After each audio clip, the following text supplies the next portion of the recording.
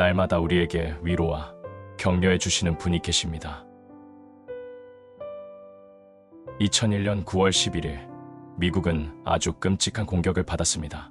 그러나 그 후 미국인들은 훌륭하게 그 시련을 극복했습니다. 미국 사회의 모든 영역은 거의 제자리를 찾아갔습니다. 그러나 그 고통과 상처는 너무나 큰 것이었기 때문에 아직은 검은 먹구름이 여전히 우리 주위를 맴돌고 있는 것 같습니다. 많은 희생자들과 끊임없는 전쟁의 소용돌이와 어느 때인가 다시 찾아올지도 모른다는 공격의 징후들은 여전히 미국을 뒤덮고 있는 시커먼 먹구름과도 같습니다.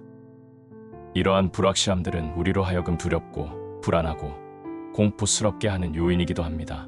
그렇다면 우리는 이것을 어떻게 극복할 수 있을까요?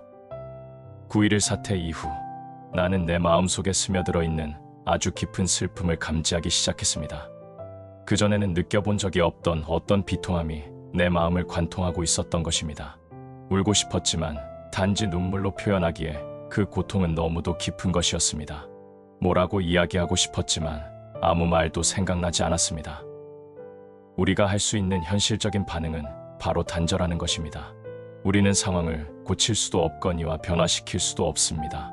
우리가 할 수 있는 모든 것은 그저 그 시련을 직시하고 바라보면서 앞으로 어떻게 할 것인지를 고민하는 것뿐입니다.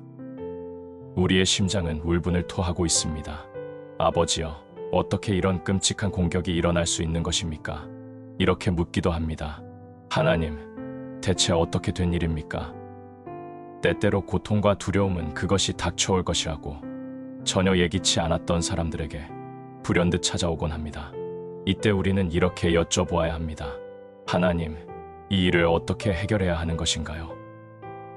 사도 바울의 두 번째 서신을 보면 바울은 시련과 고난을 통하여 깨달았던 것을 이 서신을 통하여 고린도 교회의 성도들과 우리 모두에게 전해주고 있습니다.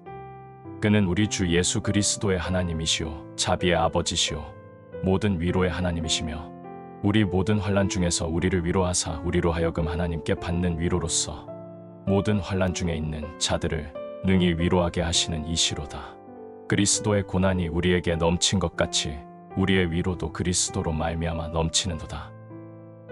안타깝게도 어디에서 위로를 찾아야 할지 모르는 사람들이 우리 주변에 얼마나 많은지 모릅니다. 그들도 어려울 때면 찾아가는 친구가 있을 것입니다. 그 친구는 어깨를 두드리며 기운내, 모든 것이 잘 될 거야 라고 말해줄 겁니다.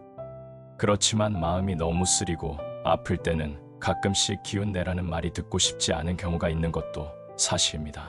또 이렇게 따지고 싶은 마음이 들 수도 있습니다.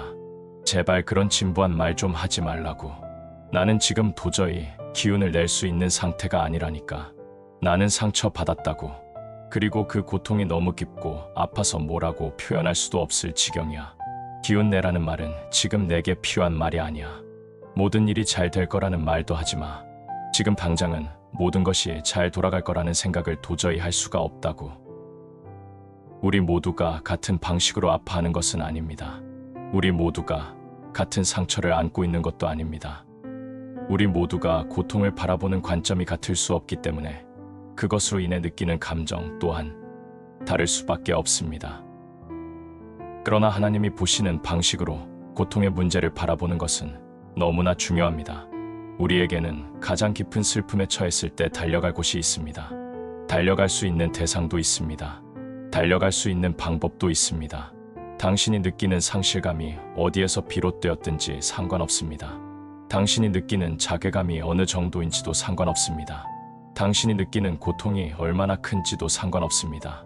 당신의 마음이 얼마나 비참하고 당신의 미래가 얼마나 암담한지도 상관없습니다. 당신의 고통이 아무리 크다 하더라도, 그 절망의 깊이가 아무리 깊다 하더라도 하나님은 당신에게서 그 고통과 절망을 물리쳐 주실 것입니다. 그분은 위로의 하나님이시기 때문입니다. 이 말은 당신에게 필요한 것이 무엇이든지 간에 하나님께서는 그 필요를 채워주실 것이라는 의미이기도 합니다. 하나님은 우리가 받아들일 수 없을 만큼 깊은 상처가 있다는 것을 알고 계십니다. 깊은 상처를 받은 사람은 들으려 하질 않습니다. 말하려고 하지도 않습니다. 그들을 휘감고 있는 충격과 상실이 너무도 엄청난 것이기 때문에 어떻게 그것을 이겨내야 하는지 도무지 아무것도 생각할 수가 없습니다. 특히 예수 그리스도가 우리를 구원하실 분이라는 사실을 알지 못하는 사람들에게는 더더욱 그러할 것입니다. 그들은 용서를 생각하고 싶어 하지 않습니다. 그들은 하나님의 사랑을 떠올리고 싶어 하지도 않습니다.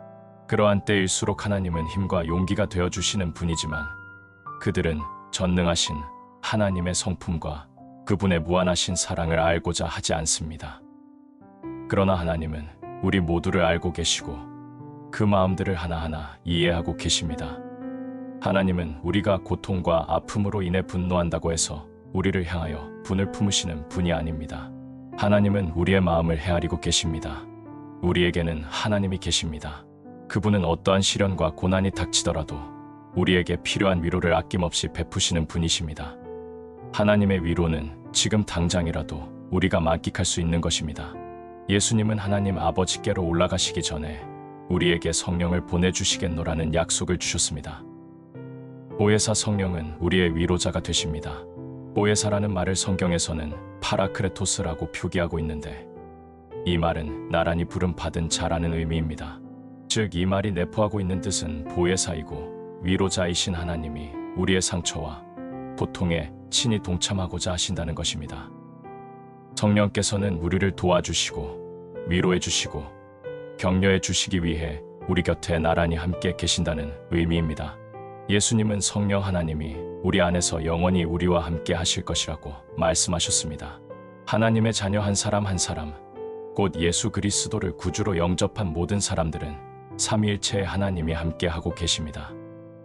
하나님 안에서 위로와 격려를 날마다 누리며 살아갈 수 있음을 믿으시기 바랍니다.